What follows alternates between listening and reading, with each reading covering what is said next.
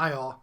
In this video, it's time to get coached up on where in the proton NMR spectrum do the peaks show up. Where the peaks show up is called the chemical shift. And let's jump right into it. The chemical shift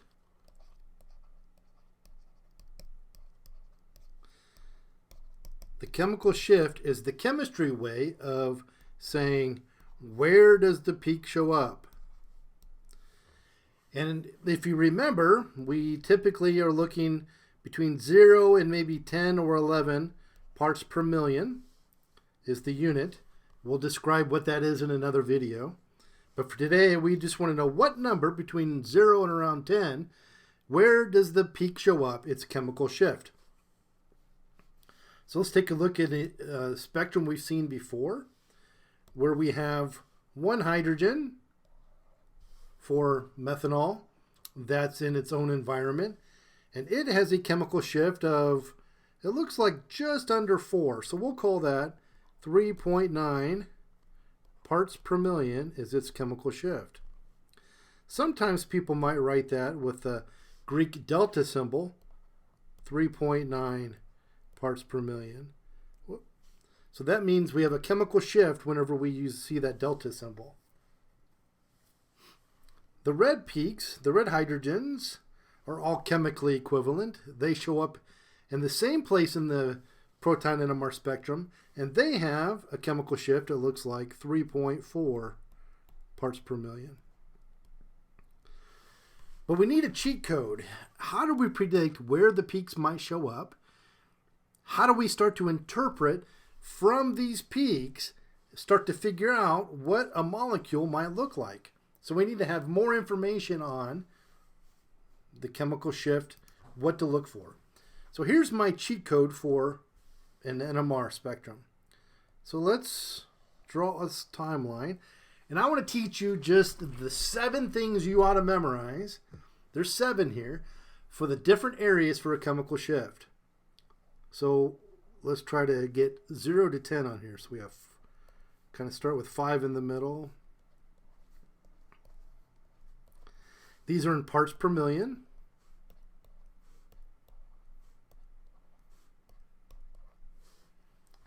All right, so we're going to look at what would we expect for these different areas. Now remember, TMS is at 0. That's our 0 compound. So let's look at things that show up between 0 and 1. And these are things that I call regular hydrogens. So I'll draw a regular hydrogen on a carbon. So we're thinking like hydrogens that are on a carbon that might be next to a regular CH2 or other hydrocarbon type of stuff. But that's these hydrogens that are next to nothing special. And then around 2-ish are hydrogens that are on a carbon.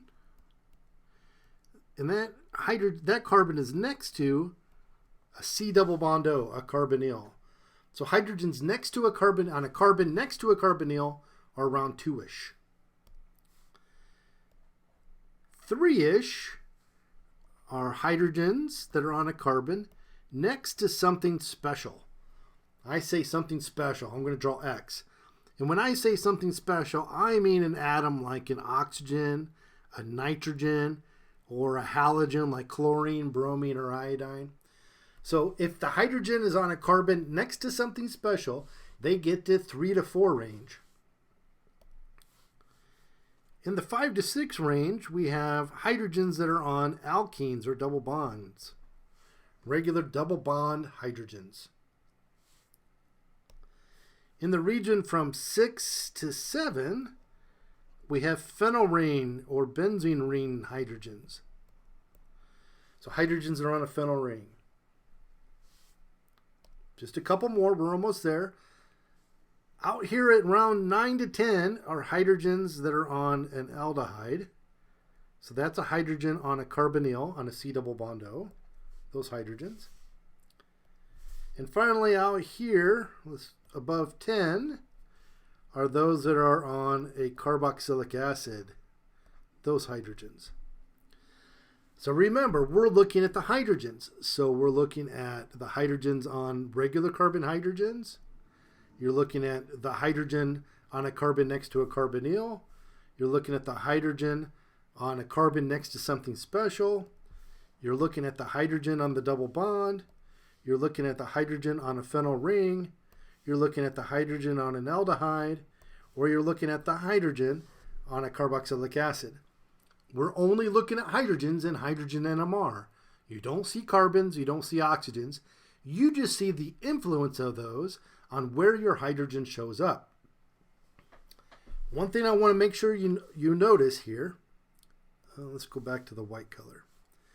This hydrogen on an aldehyde, the hydrogen is directly on the carbonyl. That's what makes it go all the way up to 9 or 10. On this one, there's a carbonyl, but the hydrogen is on a carbon that's attached to the carbonyl.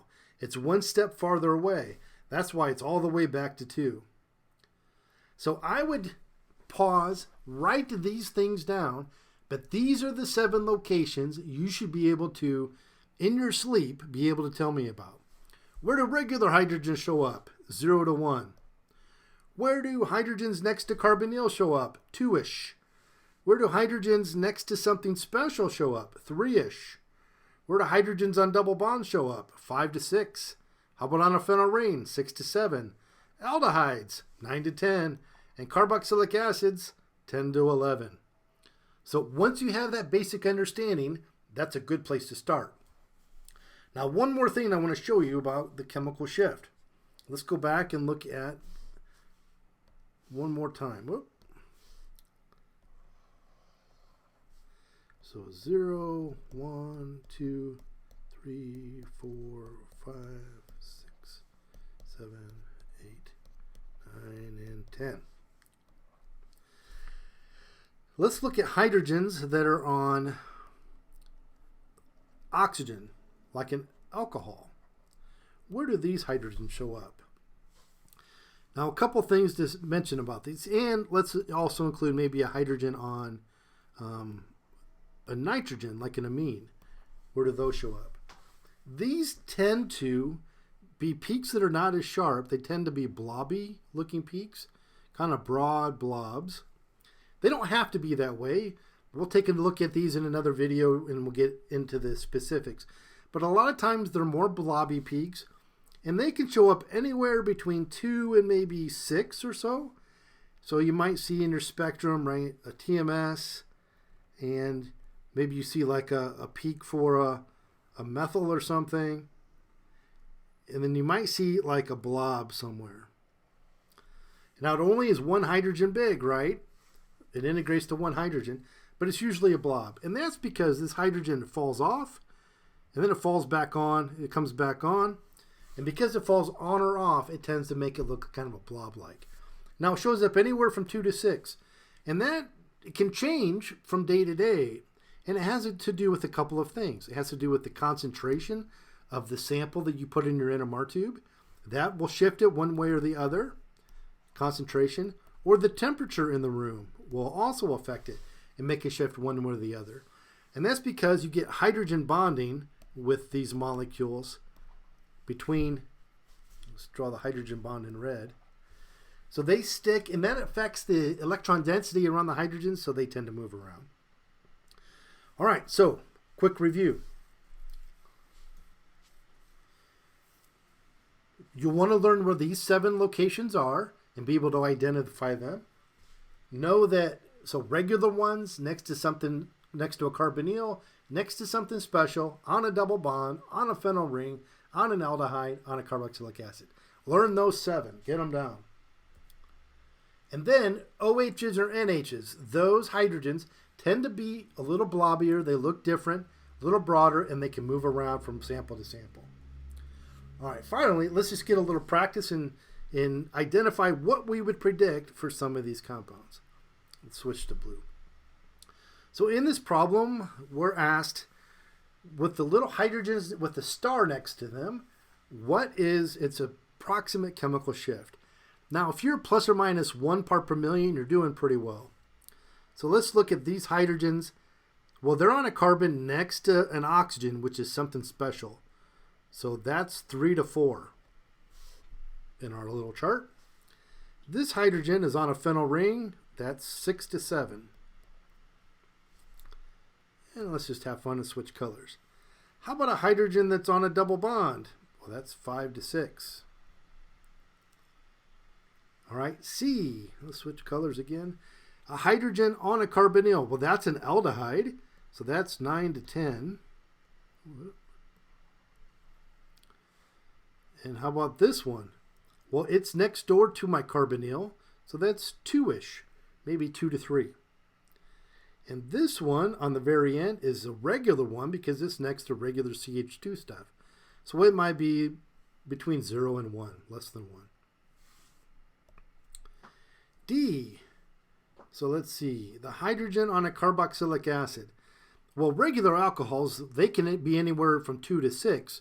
But the hydrogen on this oxygen on a carboxylic acid, we said is 10 to 12. It's way downfield.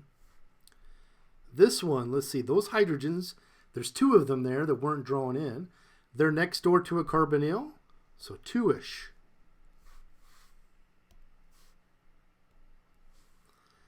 And these are regular ones, so 0 to 1. All right, let's go to this red. These hydrogens, oh, it's next door to something special, 3 to 4.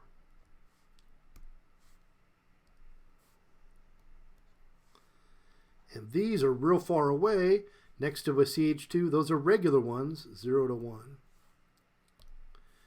And we'll come back to blue. This one's on a phenyl ring, 6 to 7. And this one's regular, but it's next to, it's like 1 away from a double bond. That might have a little influence on it. So I don't know, somewhere around 1, maybe 1 to 2. And if you said 0 to 1, that would be fine too. But it might move a little bit because of the phenyl ring. So that's what I would be in my head for each of those.